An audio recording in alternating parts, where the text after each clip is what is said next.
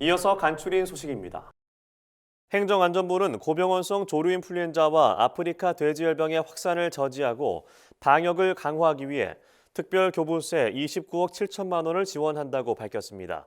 이번 특별교부세는 전염병 확산 우려가 있는 세종, 경기, 충청, 전라, 경북 지역 등에 사용됩니다. 행안부는 최근 철새가 북상하며 중부 권역의 고병원성 AI 발생 건수가 증가하고 있고 다음 달이면 ASF의 전국적 확산을 유발할 수 있는 야생 멧돼지의 번식기인 만큼 세밀한 방역 활동을 진행하겠다고 강조했습니다.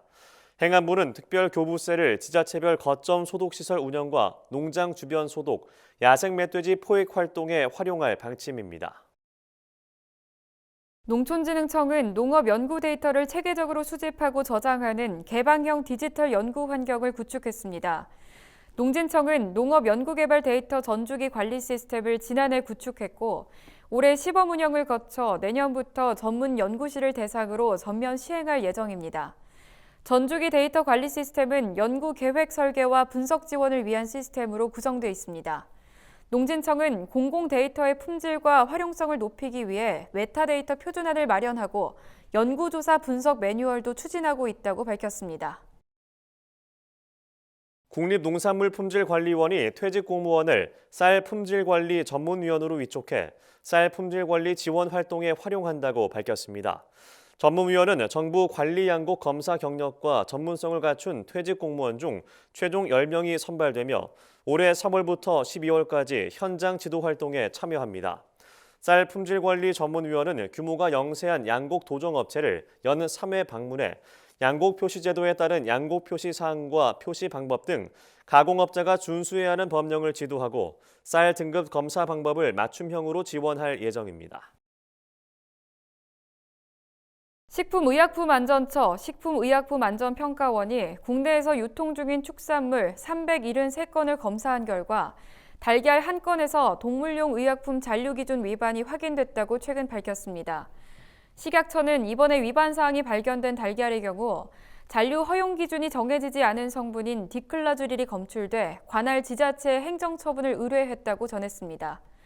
디클라주릴은 육계에는 사용할 수 있지만 산란계에는 사용하지 못해 검출 사실 자체를 부적합 사례로 판단합니다. 나머지 372건에서 검출된 동물용 의약품은 인체에 위해가 발생할 우려가 없는 안전한 수준으로 분석됐습니다. 전라남도가 올해부터 소득에 관계없이 모든 출산 가정에 산모 신생아를 위한 건강관리 서비스를 시행한다고 밝혔습니다.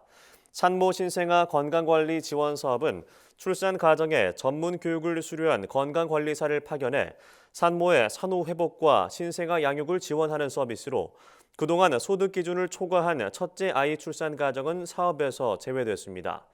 이에 전남도는 서비스를 확대해 올해부터 모든 출산 가정이 평균 23만 원만 부담하면 서비스를 이용할 수 있게 했습니다. 출산 예정일 40일 전부터 출산 후 30일까지 주소지 관할 시군보건소나 온라인에서 신청할 수 있습니다. 강원 철원군은 2022년도 농업인 월급제 사업을 실시한다고 최근 밝혔습니다. 농업인 월급제란 농협 선도자금을 활용해 농산물 출하금액 일부를 3월부터 8월까지 6개월 동안 재배 면적에 따라 최소 30만에서 최고 200만 원의 월급 형태로 농가에 지원하고 농민은 수확 후 이를 상환하는 제도입니다. 철원군은 농가에 선지급한 월급에 따라 붙는 5% 이자 전액을 지원해 농가 소득을 높이고 계획 영농 유지에 이바지할 방침입니다. 사업 참여를 희망하는 농가는 다음 달 2일부터 16일까지 김화, 철원, 동철원, 동송 등 지역 농협 4곳을 방문해 신청하면 됩니다.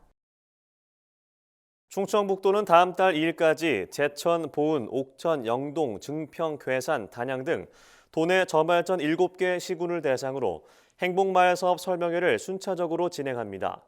행복마을 사업은 전문기관의 지원을 받아 마을 주민 상호 간 대화, 토론, 협동, 협력을 통해 마을 공동체를 활성화하는 대표적인 주민 주도형 사업입니다. 올해는 7개 시군이 선정한 마을 20곳을 대상으로 2단계에 걸쳐 추진합니다. 1단계는 마을별로 500만 원을 지원해 꽃길 조성, 소규모 환경 정비 사업 등을 진행합니다. 2단계로는 1단계 성과 평가 결과에 따라 1,000만 원에서 5천만 원까지 차등 지원해 쉼터 조성, 마을회관 개보수 등 수건 사업이나 경제, 문화, 복지 기반을 마련할 계획입니다. 경북도 농업기술원 청도복숭아연구소는 지난해 이상기후로 인한 병해충 발생이 많았던 만큼 과수농가에게 월동 병해충 방제를 철저히 해야 한다고 당부했습니다. 복숭아 동계 방제는 병해충 밀도를 낮추기 위한 중요한 작업으로 기계 유유제, 석회 유황합제, 석회 보루도액의 살포 간격을 각각 15일에서 20일 정도로 유지해주는 것이 좋습니다. 경북도 농기원은 지난해 병해충 발생의 변동이 심했고 발생량도 증가해 월동 병해충 밀도가 높을 것으로 예상된다며 복숭아 농가들은 방제 시기를 놓치지 않도록 주의해야 한다고 당부했습니다.